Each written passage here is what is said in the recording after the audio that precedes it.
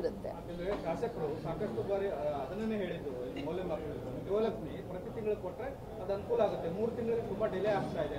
ಎಲ್ಲಿ ಯಾರು ಹೇಳಿದ್ರು ಮೌಲ್ಯಮಾಪನ? ಶಾಸಕರು ಹೇಳಬೇಕು, ನಿಮ್ಮ ಶಾಸಕರು ಹೇಳಬೇಕು, ಅವ್ರು ಕಂಪ್ಲೇಂಟ್ ಕೂಡ ಕೊಟ್ಟಿದ್ದೀವಿ ನಾವು ಕೇಳಿದ್ವಿ. ಬಟ್ ನನಗೆ ಯಾರು ಆ ರೀತಿ, ನಾನು ಈಗ ಅವ್ರಿಗೆ ಭೇಟಿಯಾಗಿಯೇ ಬಂದಿದ್ದೀನಿ, ಅದ್ರ ಬಗ್ಗೆ ಅವರು ಕೇಳಲಿಲ್ಲ. ಯಾಕಂದರೆ ಇಲ್ಲಿಯವರೆಗೂ ತಮಗೆ ಗೊತ್ತಿದೆ, ಮಾರ್ಚ್ ಬಂದಿತ್ತು ಅಂತ ಏನು ನಮ್ಮದು ಫೈನಾನ್ಸ್ ಇಯರ್ ಕ್ಲೋಸಿಂಗು ದೆನ್ ಮತ್ತೆ ಸ್ಟಾರ್ಟ್ ಆಗೋದು, ಆವಾಗ ಸ್ವಲ್ಪ 2 ತಿಂಗಳು ಡಿಲೇ ಆಗಿತ್ತು, ತಮಗೂ ಕೂಡ ನಾನು ಅವತ್ತು ಹೇಳಿದ್ದೆ.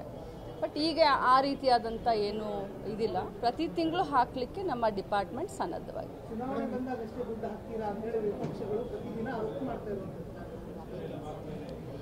ಇದು ಕರ್ನಾಟಕ, ಇದು ಮಹಾರಾಷ್ಟ್ರ ಅಲ್ಲ.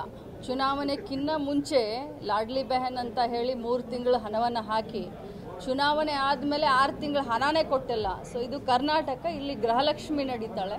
BJP ಅವ್ರಿಗೆ ಹೇಳಲಿಕ್ಕೆ ಬಯಸ್ತೇನೆ, ಇದು ಮಹಾರಾಷ್ಟ್ರ ಅಲ್ಲ. ಮಹಾರಾಷ್ಟ್ರದಲ್ಲಿ ನಿಮ್ಮ ಲಾಡ್ಲಿ ಬೆಹನ ಸ್ಕೀಮ್ ಏನಾಗಿದೆ ಅನ್ನೋದನ್ನ ಕರ್ನಾಟಕದ ಮಾಧ್ಯಮದ ನನ್ನ ಸಹೋದರರಿಗೆ ತಿಳಿಸಿ ಅಂತ ಹೇಳ್ತೀನಿ.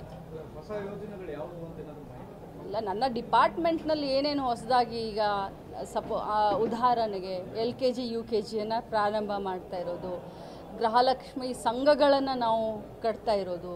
ಗೃಹಲಕ್ಷ್ಮಿ ಸಂಘಗಳನ್ನು ಬರೀ ಕಟ್ಟದೆ ಅವನ್ನ ಮತ್ತೆ ಇನ್ನಷ್ಟು ಅವನ್ನ ಪುನಶ್ಚೇತನಗೊಳಿಸಬೇಕು ಅಂತ ಈಗ ನಾವು ನಬಾರ್ಡ್ ಅವ್ರ ಹತ್ರ ಮಾತಾಡ್ತಾ ಇದ್ದೀವಿ, ಗ್ರಾಮೀಣ ವಿಕಾಸ್ ಬ್ಯಾಂಕ್ ಅವ್ರ ಹತ್ರ ಮಾತನಾಡ್ತಾ ಇದ್ದೀವಿ, DCC ಬ್ಯಾಂಕ್, ಆಪೆಕ್ಸ್ ಬ್ಯಾಂಕ್ ಹತ್ರ ಮಾತನಾಡ್ತಾ ಇದ್ದೀವಿ. ಅವ್ರಿಗೆ ಮತ್ತೆ ಲೋನನ್ನು ಕೊಟ್ಟು ಗ್ರೂಪ್ಗಳನ್ನು ಮಾಡಿ ಮತ್ತೆ ಅವ್ರಿಗೆ ಉದ್ಯೋಗಕ್ಕೆ ಉತ್ತೇಜನ ಮಾಡಬೇಕು ಅಂತ ಏನು ಗೃಹಲಕ್ಷ್ಮಿ ಸಂಘಗಳನ್ನು ಮಾಡ್ತಾ ಇದ್ದೀವಿ. ಭಾಳ ಇಂಟ್ರೆಸ್ಟಿಂಗ್ ಆಗಿ ಅದ್ರ ಬಗ್ಗೆ ತಿಳ್ಕೊಳ್ಳಿ.